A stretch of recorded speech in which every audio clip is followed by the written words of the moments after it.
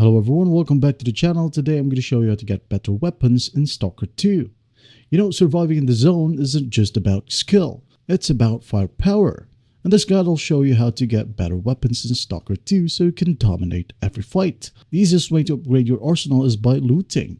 Take down bandits or rival stalkers and search their buddies for rare weapons. Don't forget to check stashes, as they often have higher tier gear hidden in hard to reach places. And quick note, use your PDA to track them. You're going to want to visit traders at camps or hubs as they sell solid weapons and upgrades. Earn cash by selling artifacts, loot, or completing missions. Also, don't overlook upgrades. Tweaking an average weapon can turn it into a deadly masterpiece.